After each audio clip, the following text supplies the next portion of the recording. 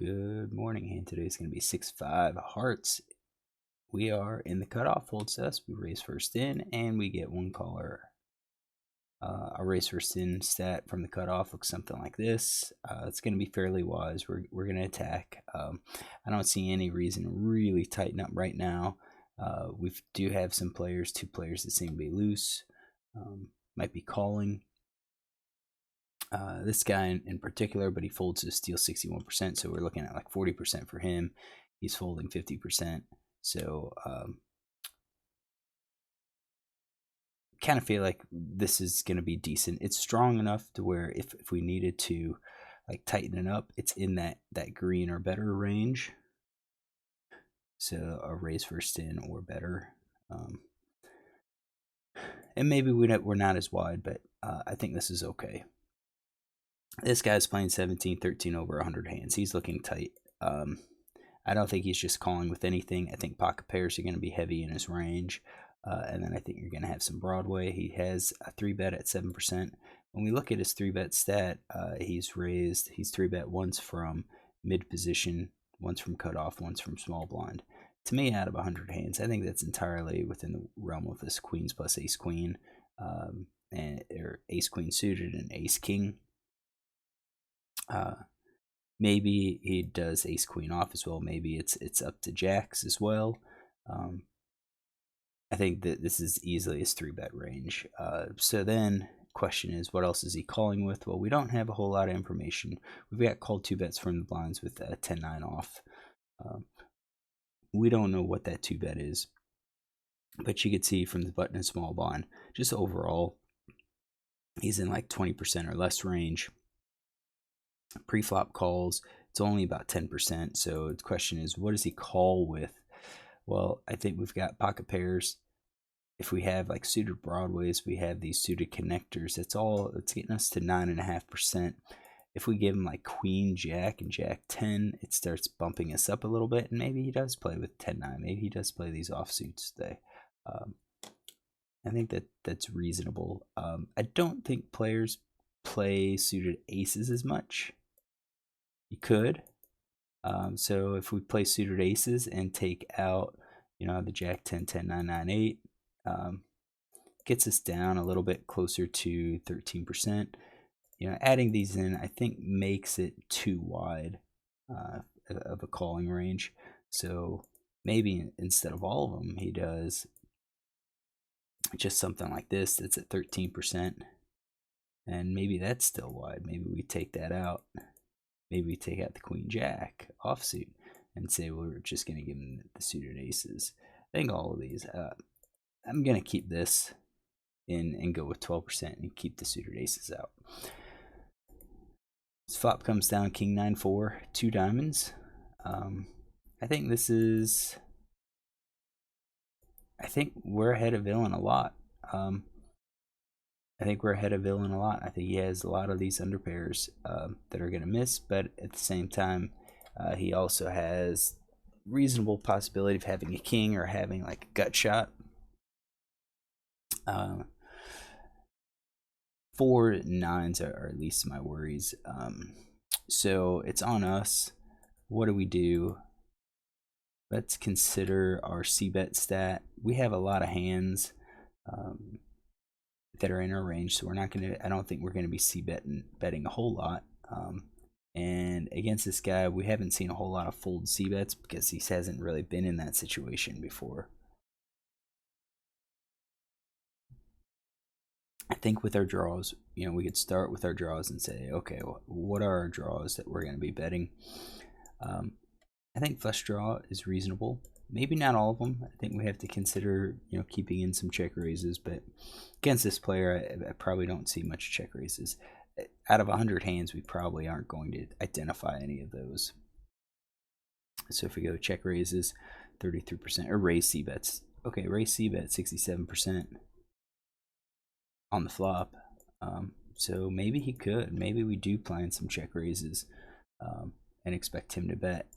I guess we could check pro bet or float.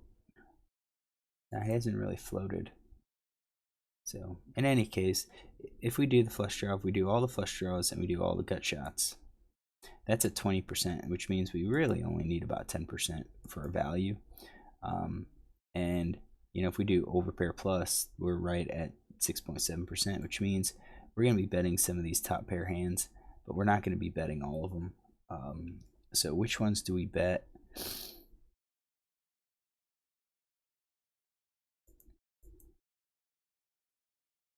Maybe these low ones we're betting. We don't mind to get folds, I guess, because we've got some kicker problems.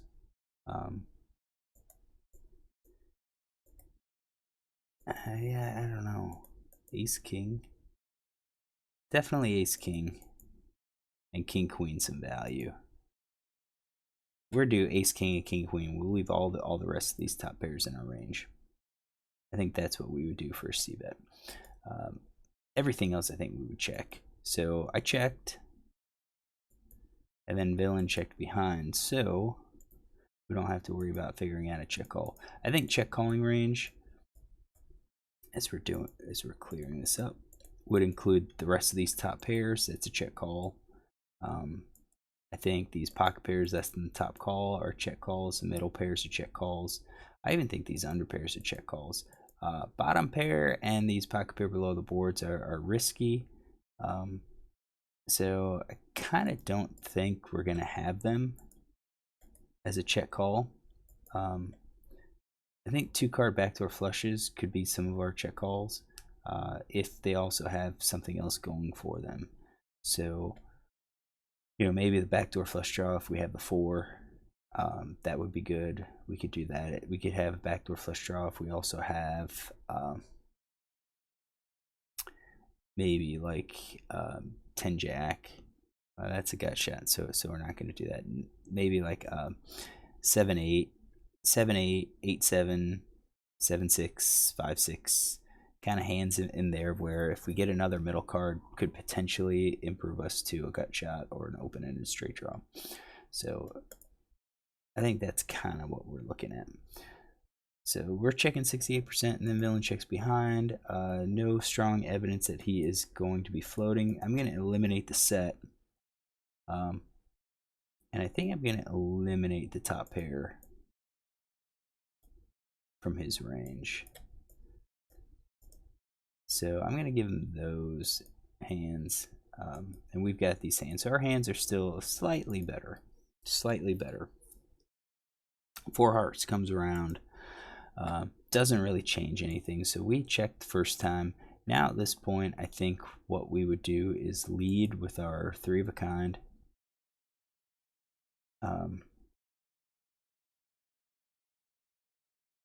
So we don't have any of these draws. I think we would lead with our 3 of a kinds. I think maybe even lead with a weak pair and maybe with these pocket pairs that's the second card. I think we would lead. And then you're looking at 3 of a kind and then maybe our better top pair like King Jack, King 10. I think. Because I kind of feel like King Queen and Ace King would have bet. Ace King probably should have 3-bet, would have 3-bet. So King Queen could entirely be just a call. So I think that's going to be my betting range. What do? I checked. So let's get these rest of these checked. I'm going to be a little bit tighter on my check call range at this point. We're still going to have those. Oops. All right. That's my checking range. And Villain checks behind. I don't mind it, again, because we've got 5-6 and we really don't have anything. We've got a bunch of nothing. We had a bunch of nothing hands in our range that we had to deal with. So I think at this point, he's probably still just going to have all these hands pocket pair less than the top card. Unless he decides to bet with a 10, but that might just come a little bit later. So we're still just about a 50-50 chance to win this hand. 5 of spades comes out. Doesn't really improve my range. Doesn't really improve his range.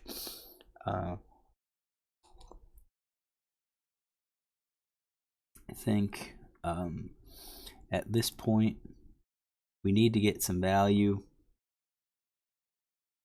I think we might be able to get a little bit of value from top pair, maybe the pocket pair less than the top card, and then maybe the nothing hands. Hands that have no shot. I think queens still have a shot. High pair or high card advantage, or just high card. I think maybe just that. So tens plus with your top pair, and then go for the nothing hands just to bluff. I'm gonna guess I checked, because I did have a weak pair. I've got some showdown value. I don't know if like an ace high hand would call, and he doesn't, or he doesn't bet. Full house I think is out 100%, so we're looking at something like that. It's a pretty uneventful hand. 2 days in a row he shows pocket twos. That's one of those weak pairs. I think we could have gotten him to fold. We see bet, he probably folds. We bet the turn, he probably folds. Is that what we necessarily want? We can't just say, well, this was the hand and this is how we win it, because he might not have it. When we look at his entire range and say, okay, if we bet, what's he going to be calling with? We can go back and we could say, okay, if we bet, I mean, here at this point, 83%, but I think he's calling with, probably these pairs, middle pair plus, maybe even that. I think he's going to be calling quite a bit. And just like on the turn, if he has all these hands on the turn and we bet, I think at this point, he's probably calling with some of these, because I showed weakness. So maybe our play was the turn.